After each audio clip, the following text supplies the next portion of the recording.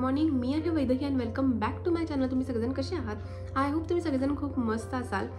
तर 2025 वर्ष हे स्टार्ट झालं आहे आणि हे 2025 वर्ष हे सगळ्यांना खूप आनंदाचं जाऊ दे. तर सगळ्यांचे ड्रीम्स गोल्स जे काय आहे ते या वर्षामध्ये कंप्लीट होऊ दे. तुम्ही पण तुमचे गोल्स ड्रीम्स डिसाईड केला असताल आणि मी पण माझे 2025चे गोल्स काय काय आहे ते मी पण डिसाईड केलं आहे. तर जास्त वेळ न घेता हा व्लॉग मी का करणार आहे ते तुम्हाला सांगणार आहे. तर मी स्वामी समर्थांचं पारायण केले होते. तर एका ताईंनी मला कमेंट केली होती की तुम्ही स्वामी समर्थांचं पारायण कसं केलात याची माहिती सांगा. तर मी जास्त वेळ न घेता आता मी व्लॉग लगेच स्टार्ट करते. स्वामी समर्थ चरित्र सारामृत हे पुस्तक मी अक्कलकोटमधून घेतलं होतं. तर हे पुस्तक अजून एक आहे येलो कलरचं, पिवळ्या कलरचं अजून एक पुस्तक आहे, तुम्हाला मी स्क्रीनवर दाखवते. ते किंवा हे तुम्ही दोन्ही घेऊ शकता, दोन्हीही सेम आहेत. तर ह्याच्यामध्ये कथासार फलश्रुती व पारायण पद्धतीसह कसं करायचं याची पूर्ण माहिती या पारायणमध्ये दिली आहे. पारायण करताना कसं स्टार्ट करायचं किंवा ही पूर्ण इन्फॉर्मेशन इथं दिली आहे. तर पारायण स्टार्ट करताना आपण एक चांगला वार बघायचा. सोमवार, जास्तीत जास्त तर गुरुवारी स्टार्ट करा, कारण गुरुवारी गुरूंचा वार म्हणजे स्वामी समर्थांचा वार असतो. तर तुम्ही गुरुवारी स्टार्ट केलं तर खूप छान होईल, कारण मी पण पारायण गुरुवारी स्टार्ट केलं. तर आपण पारायण 3, 7, 11, 21, 51 आणि 108 वेळा असं करू शकतो. तुम्ही 3 वेळा पण करू शकतात किंवा 11 वेळा पण करू शकतात, 21 वेळा करू शकतात, 51 वेळा करू शकतात, 108 वेळा पण करू शकतात. तर त्यामध्ये त्यांनी एकदम छान लिहिलं आहे, श्री स्वामी समर्थांच्या भक्तीला व सेवेला काळ वेळाचे बंधन नाही, परंतु पारायणासाठी शक्यतो सोमवार आणि गुरुवार हा काळ उत्तम समजावा. म्हणजे सोमवारी किंवा गुरुवारी तुम्ही हे पारायण स्टार्ट करू शकतात. जेवणाच्या अगोदर म्हणजे स्वामी समर्थांचं पारायण आपण जेव्हा करतो तर स्वामींची छान पूजा करायची, त्यांना अभिषेक घालायचा, एक तुपाचा दिवा लावायचा आणि मग पारायणला स्टार्ट करायचं. जर तुम्हाला होत नसेल तेवढं सगळं स्वामी समर्थांची पूजा, त्यांना अभिषेक घालायला, तर तुम्ही साधं स्वामी समर्थांना हात जोडायचं, फक्त तुपाचा दिवा नक्की लावा. तर तुपाचा दिवा लावायचा आणि स्वामी समर्थांच्या पारायणला स्टार्ट करायचं. तर जेव्हा पारायण आपण करतो तर तेव्हा स्वामी समर्थ आपली एवढी परीक्षा बघतात. माझ्या वेळेस मी तुम्हाला अनुभव नंतर सांगतेच. तर पण आपल्याकडून स्वामी समर्थ करूनही घेतात. तर मी छान पूजा केली होती आणि जेव्हा पारायण स्टार्ट करतो तेव्हा जेवणाच्या अगोदर करू शकतात तुम्ही. जर तुम्हाला होत नसेल, जर तुम्हाला काही कुठला तरी त्रास असेल तर तुम्ही जेवण करूनही करू शकतात. असं काही नाही आहे की आपण जेवणाच्या अगोदर केलं तर खूप चांगलं. आपल्या तब्येतीनुसार आपण फक्त स्वामी समर्थांचं पारायण हे मनापासून करायचं. उगी वाचायचं आहे, आपली इच्छा कंप्लीट करायची म्हणून नाही करायचं. मग ते वाचूनही पारायण काही उपयोग नसतो.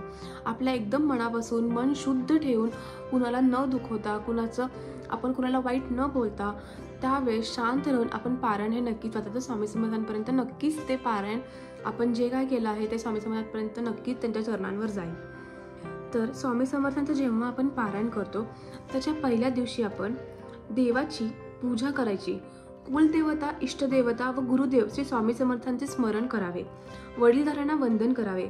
आपण जेव्हा पारायणास प्रारंभ करतो त्यावर उजव्या तळहातावर पळीभर पाणी घेऊन आपले नाव, तिथी व दिनांक आणि वार यांचा उल्लेख करून आपण कोणत्या हेतूने, उद्देशाने, प्राप्तीसाठी हे पारायण करीत आहोत ते सांगावे. अर्थात पारायणाचे संकल्प करावा आणि आपला उद्देश सफल व्हावा म्हणून श्री स्वामी समर्थांची प्रार्थना करून ते पाणी तामनात सोडावे. पुढे हे पाणी घरातील तुळशीत ओतावे. जर तुमची काही इच्छा असेल तर तुम्ही कशासाठी पारायण करतात ते पहिल्यांदा आपलं नाव, तिथी, दिनांक आणि वार व तुम्ही हे पारायण कशासाठी करत आहात ते उल्लेख करायचा आणि तो संकल्प करायचा आणि ते पाणी उजव्या हातातून सोडायचं. आणि ते जे पाणी आहे ते आपण तुळशीतही ओतू शकतात किंवा झाडांमध्येही ओतू शकतात. सांगितल्यात की पारायण कसं करायचं म्हणजे पूजा कशी करायची. तर चौरंगावर उत्तम वस्त्र अंथरून त्यावर स्वामी समर्थांची मूर्ती ठेवावी. समोर रांगोळी काढतो. गंध, पुष्प, धूप, दीप, नैवेद्य व महाराजांची पूजा करावी आणि स्वामी समर्थांना फुले वाहावे. आसनावर बसून श्री महाराजांच्या पोथीला वंदन करून तसेच अध्यायांचा अर्थ नीट समजून घेत शांतपणे वाचन करावे. हे सर्वात महत्त्वाचं आहे. खूप मोठं आहे म्हणून आपण पटपट वाचायचं नाही. त्याचा एक ना एक अर्थ समजून घेऊन आपण स्वामी समर्थांचं पारायण हे वाचायचं आहे. आपण असं समजायचं, आपण जेव्हा पारायण करतो साक्षात स्वामी समर्थ आपल्या समोर बसले आहेत असं समजूनच आपण पारायण स्टार्ट करायचं. आणि स्वामी समर्थ कुठल्या ना कुठल्या सूक्ष्म रूपात आपल्या शेजारी समोरून कुठं ना कुठं स्वामी समर्थ असतात.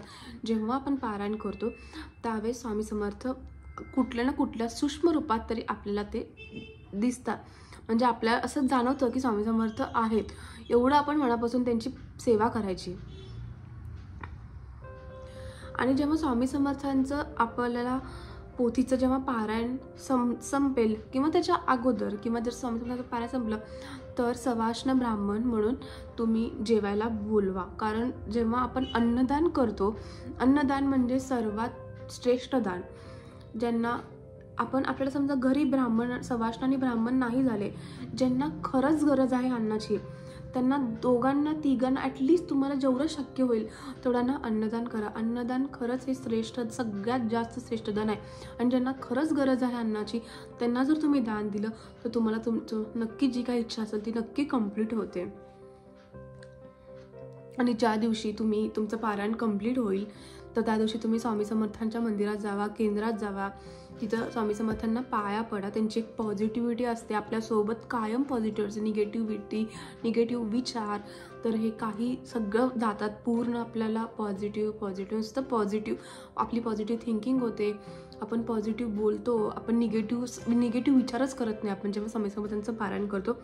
फक्त स्वामी समर्थांचं पारायण करताना मनापासून पारायण करा. आणि मी तर त्यावेळेस स्वामी समर्थांना पुरणाची पोळी खूप आवडते. लिटरली मी पुरणाची पोळी आत्तापर्यंत कधीच केले नाही, कधीच म्हणजे कधीच नाही. आणि पहिल्यांदा पुरणाची पोळी कुणाला जमते, कुणालाच जमत नसते. पण मी जेव्हा फर्स्ट टाईम पुरणाची पोळी केली, माझी लिटरली एवढ्या भारी पुरणाच्या पोळ्या झाल्या. म्हणजे स्वामी समर्थांनीच माझ्याकडून करून घेतलं ना. मी मनापासून करत होते स्वामी समर्थांचं, तर स्वामी समर्थांनीच माझ्याकडून करून घेतले. बेसनाचे लाडू मी अगोदर 2 वेळा केले होते, त्यामुळे मला बेसनाचे लाडू येत होते. पण पुरणाचा स्वयंपाक करणं खरंच खूप मुश्किल होतं, कारण मी आत्तापर्यंत कधीच केले नव्हते. आणि फर्स्ट टाईम एवढ्या भारी पुरणाच्या पोळ्या झाल्या. मला तेच आश्चर्य वाटलं की मी म्हणलं ते स्वामी समर्थ तुम्हाला आवडतात पुरणाच्या पोळ्या, तर मी तुमच्यासाठी पुरणाच्या पोळ्या करते. आणि खरंच खूप पुरणाच्या पोळ्या मस्त झाल्या होत्या. फक्त एवढंच की जेव्हा स्वामी समर्थांचं पारायण करायला लागेल आपण, त्यावेळेस आपल्याला कुठले ना कुठले नक्की अडचण येतच असणार. सगळ्यांना त्या स्वामी समर्थ परीक्षा बघतात की खरंच हिने मनापासून करत आहे का पारायण, हे जे काय मी खरंच हिने मनापासून पारायण करत आहे का हे स्वामी समर्थ बघतात. माझ्या वेळेस तर एवढ्या अडचणी आल्या मला. लिटरली मी स्वामी समर्थांचं पारायण हे रात्री 11:15 ते 12 वाजले. हॉस्पिटल हे त्यांचं खूप झालं, तर त्यावेळेस मी पारायण करू शकत नव्हते. तर त्यावेळेस मी लिटरली रात्री 11:15 ते 12:15 त्या दिवशीचं तर ॲटलिस्ट मी वाचून घेतले.